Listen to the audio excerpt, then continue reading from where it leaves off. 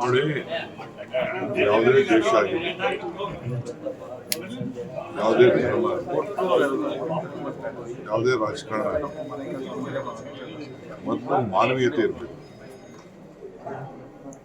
ನಾವು ನಮ್ಮ ದೇಶದಲ್ಲಿ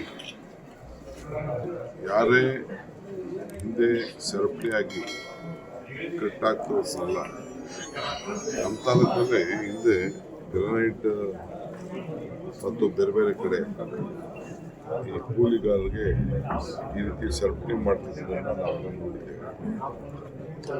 ಸರ್ಕಾರ ಬಹಳ ಉಗ್ರವಾದಂಥ ಕಾನೂನು ಕ್ರಮ ಕೈಗೊಂಡು ಶಿಕ್ಷೆಯನ್ನು ಕೊಟ್ಟಿದೆ. ಇವತ್ತು ಹೊಸ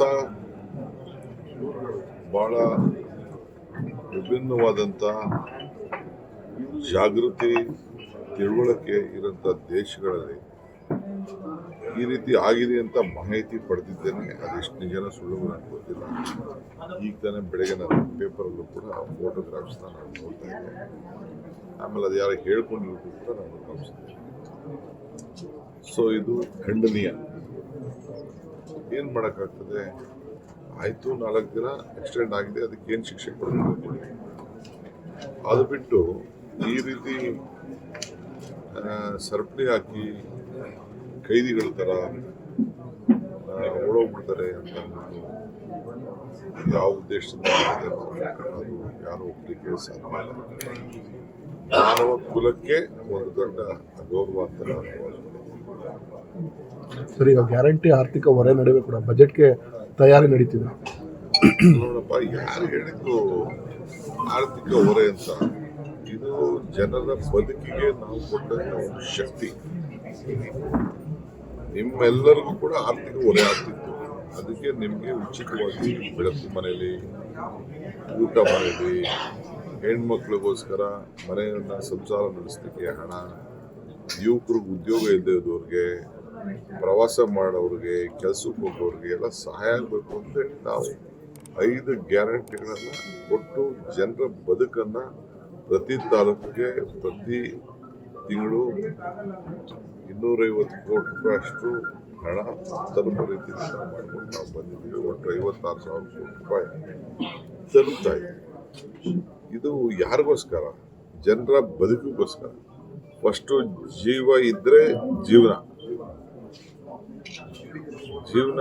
ನಡೆಸ್ಬೇಕು. ಫಸ್ಟು ಜೀವ ಇರಬೇಕು, ಜೀವ ಉಳಿಸ್ಬೇಕಲ್ಲ ನಾವು, ಆಮೇಲೆ ಮಿಕ್ಕಿದ್ದಲ್ಲ. ಜೀವನನೇ ಇಲ್ಲದೆ ಏನು?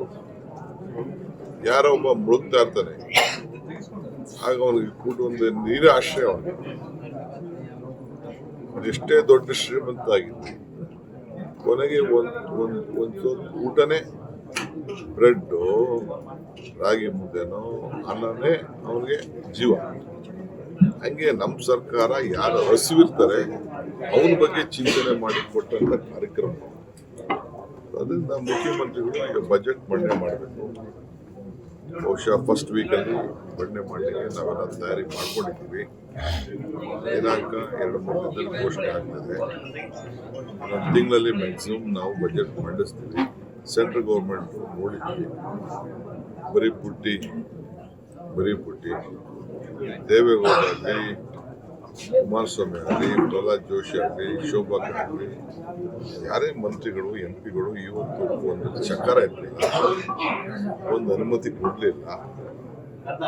ಮಾತ್ರ ದೊಡ್ಡದಾಗಿ ಮಾಡ್ತಾರೆ. ನಮ್ಮನ್ನ ಟೀಕೆ ಮಾಡೋದ್ರಿಂದ ಅವ್ರಿಗೆ ಬಹಳ ಸಂತೋಷ ಆಗ್ತಾ ಇದೆ. ಅಟ್ಲೀಸ್ಟ್ ನಮ್ಮನ್ನ ಟೀಕೆ ಮಾಡಿ, ನಮ್ಮ ಸರ್ಕಾರ ಟೀಕೆ ಮಾಡಿ ಅವ್ರು ಸಂತೋಷ ಪಡ್ತಾರಲ್ಲ, ಅದೇ ನಮ್ಮ ಸಂತೋಷ. ಬೆಂಗಳೂರಿಗೆ ನೀರು ಕೊಡಿಸೋದೇ ನನ್ನ ಕೊನೆ ಆಸೆ ಅಂತ ಹೇಳಿದ್ದಾರೆ ದೇವೇಗೌಡರು. ಈ DK ಶಿವಕುಮಾರ್ ಈ ಕರ್ನಾಟಕ ರಾಜ್ಯದ ಬೆಂಗಳೂರಿನ ಚರಿತ್ರೆಗೆ ಒಂದು ಇತಿಹಾಸ ಬರೆದಿದ್ದಾನೆ. ನಾನು ಮಂತ್ರಿ ಆದ ತಕ್ಷಣ ಇರಿಗೇಷನ್ ಮಿನಿಸ್ಟ್ರು ಮತ್ತು ಬೆಂಗಳೂರು ಮಿನಿಸ್ಟರ್ ಆದ ತಕ್ಷಣ 6 TMC ನೀರನ್ನು ರಿಸರ್ವ್ ಮಾಡಿಟ್ಟಿದ್ದೀವಿ. ಎಲ್ಲ ಹುಡುಗಿ ಪಡುಕಿ ಬೇರೆ ಯಾವ ಸರ್ಕಾರದವ್ರು, BJP ಸರ್ಕಾರ ಆಗಲಿ, ದಳ ಸರ್ಕಾರ ಆಗಲಿ ಈ ತೀರ್ಮಾನ ಮಾಡಿಲ್ಲ. ನಿಂತೋಗಿದ್ದಂಥದ್ದನ್ನ ಹೋಗಿ ತೊರೆಕಾಡಿನಲ್ಲಿ ನೀರು ತಂದು, ಏನು ಒಂದು ನಮ್ಮ 110 ಹಳ್ಳಿ ಇತ್ತು, ಆ ಹಳ್ಳಿಗಳಿಗೆ ನೀರು ಕೊಡಬೇಕು ಅಂತ ನೀರನ್ನ ಒಡಿಸಿದ್ದೀನಿ. ಎತ್ತಿನೊಳೆಯಿಂದ ನೀರು ಈಚೆ ತಂದಿದ್ದೀನಿ. ಮುಂದಕ್ಕೆ ಈ ತಿಂಗಳು ಈ ವರ್ಷದ ಕೊನೆ ಒಳಗಡೆ ತುಮಕೂರುವರೆಗೂ ನೀರು ತರಕ್ಕೆ ಏನ್ ಬೇಕು ಸಿದ್ಧತೆಯನ್ನ ನಾನು ಮಾಡ್ಕೊಂಡಿದ್ದೀನಿ. ಆಯ್ತಾ, ಇದು ಕಾಂಗ್ರೆಸ್ ಪಕ್ಷ ಒಂದು ಸಂಕಲ್ಪ, ಇದು ನಾವು ಮಾಡಿದ್ದೀವಿ. ಹೇಳಿದ್ರು ಒಂದು ಹೋಗಿ ನಾನು ಪ್ರೈಮ್ ಸೈನ್ ಹಾಕಿ ಬೇಕಿದೆ ಪಾದಯಾತ್ರೆ ಮಾಡಿದಾಗ ಏನ್ ಟೀಕೆ ಟಿಪ್ಪಣಿ ಮಾಡ್ತಿದ್ರು, ಯಾವ ಟೀಕೆ ಟಿಪ್ಪಣಿ, ಪಾದಯಾತ್ರೆ ಮಾಡ್ದು ಸೈನ್ ಹಾಕ್ಸ್ಬಿಡ್ತೀನಿ ಅಂತಿದ್ರು, ಕೈ ಹಿಡಿದು ಸೈನ್ ಹಾಕ್ಸ್ಬಿಡ್ತೀನಿ ಅಂತ ಹೇಳಿದ್ರು. ನಿಮ್ಮ ಟಿವಿಗಳಲ್ಲೇ ಇದೆ, ತೆಗೆದು ತೋರಿಸಿ. ಯಾಕೆ ಸೈನ್ ಹಾಕ್ಸಿಲ್ಲ ಇನ್ನ, ಯಾಕೆ ಪರ್ಮಿಷನ್ ಕೊಡ್ಸಿಲ್ಲ ಇನ್ನ? ರಾಜಕೀಯದ ಬದ್ಧತೆ ಇರಬೇಕು, ಬರೀ ಪ್ರಚಾರಕ್ಕೆ ಮಾತಾಡೋದಲ್ಲ. ಅವರ ಹಿರಿತನಕ್ಕೆ, ಅವರ ಅನುಭವಕ್ಕೆಲ್ಲ ನಮ್ಗೆ ಗೌರವ ಇದೆ. ಆ ಗೌರವನ ಉಳಿಸ್ಕೊಡ್ಲಿ. ಕುಮಾರಸ್ವಾಮಿ ಹೇಳ್ತಾರೆ ಕೇಂದ್ರದಿಂದ ಅನುದಾನ ತರೋ ವಿಚಾರ ಕುರಿತು ರಾಜ್ಯದ ಯಾವ ಮಂತ್ರಿಗಳು ನನ್ನ ಜೊತೆ ಚರ್ಚೆ ಮಾಡಲ್ಲ, ಅದ್ರ ಬಗ್ಗೆ ಮಾತಾಡಲ್ಲ ಅಂತ ಹೇಳ್ತಾರೆ. ಯಾವ ಮಂತ್ರಿ ಏನ್ ಚರ್ಚೆ ಜವಾಬ್ದಾರಿ ಮಿಸ್ಟರ್ ಕುಮಾರಸ್ವಾಮಿ? ನಿಮ್ಗೆ ಜವಾಬ್ದಾರಿ ಇಲ್ವಾ? ನಿಮ್ಗೆ ನಾನ್ ರಾಜ್ಯಕ್ಕೆ ಏನ್ ಕೊಡುಗೆ ಕೊಡಬೇಕು ಅಂತ ನಿಮ್ ಜವಾಬ್ದಾರಿ ಇಲ್ವಾ? ಯಾವ ಮಂತ್ರಿ? ಎಲ್ಲಾ ಮಂತ್ರಿನೂ ಹೋಗಿದ್ದಾರೆ, ಇಂಡಸ್ಟ್ರೀಸ್ ಮಿನಿಸ್ಟರ್ ಹೋಗಿದ್ದಾರೆ, PWD ಮಿನಿಸ್ಟರ್ ಹೋಗಿದ್ದಾರೆ, ಬೇರೆಯವರೆಲ್ಲ ಹೋಗಿದ್ದಾರೆ. ನಾವು ಫೈನಾನ್ಸ್ ಮಿನಿಸ್ಟರ್ ಭೇಟಿ ಮಾಡಿದ್ದೀವಿ, ಪ್ರೈಮ್ ಮಿನಿಸ್ಟರ್ ಭೇಟಿ ಮಾಡಿದ್ದೀವಿ. ಇವರೇನು ಫೈನಾನ್ಸ್ ಮಿನಿಸ್ಟರ್ ಏನಲ್ಲ. ಇವ್ರ ಆಸಕ್ತಿ, ಜನರ ಬಗ್ಗೆ ಆಸಕ್ತಿ ಇತ್ತು ಅಂತಂದ್ರೆ ಅವ್ರ ವೈಯಕ್ತಿಕವಾದ ಆಸಕ್ತಿಗಳು ಬಿಟ್ಟರೆ ಅವ್ರಿಗೆ ರಾಜ್ಯದ ದೇಶದ ಆಸಕ್ತಿನ ಎಲ್ಲೂ ನೋಡ್ಲೇ ನಾವು. ಅಂದ್ರೆ ಬೇರೆ ರಾಜ್ಯದ ಮುಖ್ಯಮಂತ್ರಿಗಳು ಭೇಟಿ ಆಗ್ತಾರೆ, ಕರ್ನಾಟಕ ರಾಜ್ಯದ ಮುಖ್ಯಮಂತ್ರಿ ಭೇಟಿ ಆಗಲಿಲ್ಲ ಅಂತ ಹೇಳಿ ಚೀಫ್ ಮಿನಿಸ್ಟರ್ ಸರ್ ನವೆಂಬರ್ನಲ್ಲಿ ಮುಖ್ಯಮಂತ್ರಿ ಬದಲಾವಣೆ ಖಚಿತ ಅಂತ ಅಶೋಕ್ ಅವರು ಭವಿಷ್ಯ ಹೇಳಿದ್ದಾರೆ. ನೋಡಪ್ಪ, ನನಗೆ ಇದನ್ನ ಅಸ್ಟ್ರಾಲಜಿ ಕಲಿತಾ ಇದ್ದಾರೆ ಅಂತ ನನಗೆ ವಿಚಾರ ತಿಳಿದು ಭಾಳ ಸಂತೋಷ ಆಯಿತು. ಇಲ್ಲ ಅಲ್ಲೇ ಜ್ಯೋತಿಷ್ಯರಾಗಿದ್ದಾರೆ ಅಂತ ತಿಳಿದು ಸಂತೋಷ ಆಯಿತು. ನಾನು ಹಿಂದೆ ಹೇಳಿದ್ದೀನಿ, ನನಗೂ ಸ್ವಲ್ಪ ಈ ಜ್ಯೋತಿಷ್ಯದ ಬಗ್ಗೆ ಸ್ವಲ್ಪ ಚಟ ಇದೆ ಅಂತ ಹೇಳಿದ್ದೀನಿ. ಯಾವಾಗ ಫ್ರೀಯಾಗಿ ಟೈಮ್ ಕೊಡ್ತಾರೋ ನಾನು ಹೋಗಿ ಕೇಳ್ಕೊಂಡ್ಬರ್ತೀನಿ.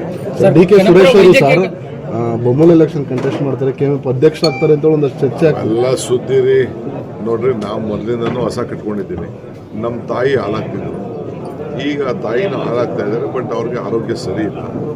ಸೊ ಅದನ್ನು ಸುರೇಶ್ ಅವರು ಇದು ಮಾಡಿಕೊಂಡು ರೇಷ್ಮೆನೂ ನಾವು 16 ಎಕರೆ ರೇಷ್ಮೆ ಬೆಳೀತಾ ಇದ್ದೀವಿ, ವ್ಯವಸಾಯ ಮಾಡ್ತಾ ಇದ್ದೀವಿ, 106 ಎಕರೆ ವ್ಯವಸಾಯ ಮಾಡ್ತಾ ಇದ್ದೀವಿ.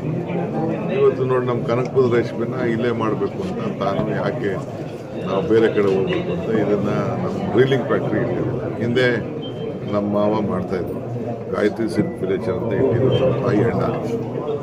ಇವತ್ತು ಅದನ್ನು ಮುಂದುವರಿಸ್ಬೇಕು ಅಂತ ಅವ್ರ ಮನೇಲೆ ಅವ್ನು ಓದಿದ್ದು. ನಾನು ಅದನ್ನು ಮುಂದುವರಿಸ್ತೀನಿ ವೃತ್ತಿನ ಅಂತ ಅಂದ್ಬಿಟ್ಟು ಆತ ಇವತ್ತು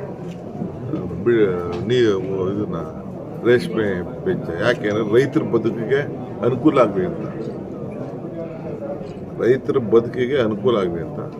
ಸೊ ಹಾಲು ಹಸುಗಳಿದೆ, ಹಾಲು ಹಾಕಬೇಕು. ಏನು ಹಾಲು ಹಾಕಿದ ತಕ್ಷಣ ಎಲೆಕ್ಷನ್ ನಿಂತ್ಕೊಂಡ್ಬಿಡ್ತಾರ?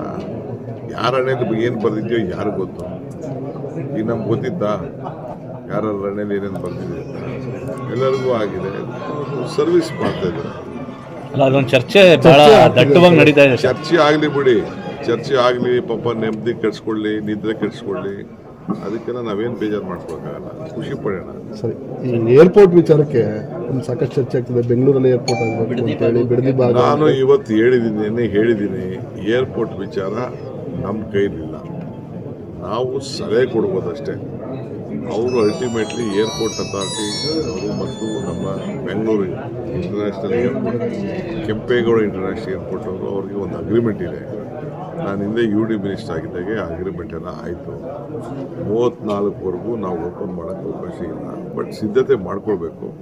ಆ ಸಿದ್ಧತೆಗೆ ನಾವು 3-4 ಜಾಗನ ಪ್ರಪೋಸಲ್ ಕೊಟ್ಟಿದ್ದೀವಿ. ದಕ್ಷಿಣ ಕೊಟ್ಟಿದ್ದೀವಿ, ಉತ್ತರ ಕೊಟ್ಟಿದ್ದೀವಿ, ಪೂರ್ವ ಕೊಟ್ಟಿದ್ದೀವಿ, ಎಲ್ಲ ಕಡೆನೂ ಕೊಟ್ಟಿದ್ದೀವಿ. ಅದನ್ನೆಲ್ಲ ನಾವು ಸರ್ವೆ ಮಾಡಿ ಟೀಮು ನೋಡ್ಬಿಟ್ಟು ಅದೆಲ್ಲ ಟೆಕ್ನಿಕಲ್ ವಿಚಾರ, ಏರ್ಪೋರ್ಟ್ ವಿಚಾರ ನಿಮ್ಮ ಕೈಯಲ್ಲಿ ನನ್ನ ಕೈಲಿಲ್ಲ. ಸರ್, ಈಗ ಗೌಡ ಪ್ರಕರಣ ಇವತ್ತು ನ್ಯಾಯಾಲಯದಲ್ಲಿ ತೀರ್ಪಿದೆ. CBI ಕೊಡ್ತಾರ ಅನ್ನೋ ಒಂದು ಚರ್ಚೆ ನನಗೆ ಗೊತ್ತಿಲ್ಲಪ್ಪ ಯಾಕೆ CBI ಕೊಡ್ತಾರೆ. ಅಲ್ಲದೆ ಒಂದು ಏಜೆನ್ಸಿ ಇನ್ವೆಸ್ಟಿಗೇಷನ್ ಮಾಡುವಾಗ, ಒಂದು ಏಜೆನ್ಸಿ ಆಗಲೇ ಲೋಕಾಯುಕ್ತ ಇನ್ವೆಸ್ಟಿಗೇಷನ್ ಮಾಡಿದೆ, ಅದಾದಮೇಲೆ EDನೂ ಮಾಡಿದ್ದೆ. ಇನ್ನೊಂದು 3ನೇ ಏಜೆನ್ಸಿಗೆ ಯಾಕೆ ಕೊಟ್ಬಿಡ್ತಾರೆ? ಆ ಥರ ಕೊಡೋಕ್ಕೆ ಅವಕಾಶ ಇಲ್ಲ. ಬೇಕಾದಷ್ಟು ಇದ್ಬಿಟ್ಗಳಿದೆ. ನಾನು ಅದಕ್ಕೋಸ್ಕರ ಬಡದಾಡ್ತಾ ಇದ್ದೀನಿ. ನನ್ನ ಮೇಲೆ ಆ ರೀತಿ ಹಾಕಿರೋ ಕೇಸ್ಗಳನ್ನ ನೀವು ಹಾಕಿದ್ದು ಸರಿ ಇಲ್ಲ ಅಂತೇಳಿ ನಾನು ಕೋರ್ಟಲ್ಲಿ, ಸುಪ್ರೀಂ ಕೋರ್ಟಲ್ಲೂ ಕೇಸ್ ಹಾಕಿದ್ದೀನಿ. ಒನ್ ಏಜೆನ್ಸಿ ಮಾಡ್ಬೋದು, ಡ್ಯುಯಲ್ ಇನ್ವೆಸ್ಟಿಗೇಷನ್ ಮಾಡಲಿಕ್ಕೆ ಸಾಧ್ಯ ಇಲ್ಲ ಅಂತ ನಾನು ಹೇಳಿದೆ. ನನಗಿರೋ ಅನುಭವ, ನಾನೇನಂತ ಲಾಯರ್ ಅಲ್ಲ, ನಾನೇನು ಜಡ್ಜ್ ಅಲ್ಲ. ನನಗೆ ಗೊತ್ತಿರೋವಂಥದ್ದು ನಾನೊಬ್ಬ ಆರೋಪ ಸ್ಥಾನದಲ್ಲಿ ಇದ್ಕೊಂಡು ನಾನು ನ್ಯಾಯಾಲಯದಲ್ಲಿ ಫೈಟ್ ಮಾಡ್ತಾ ಇದ್ದೀನಿ.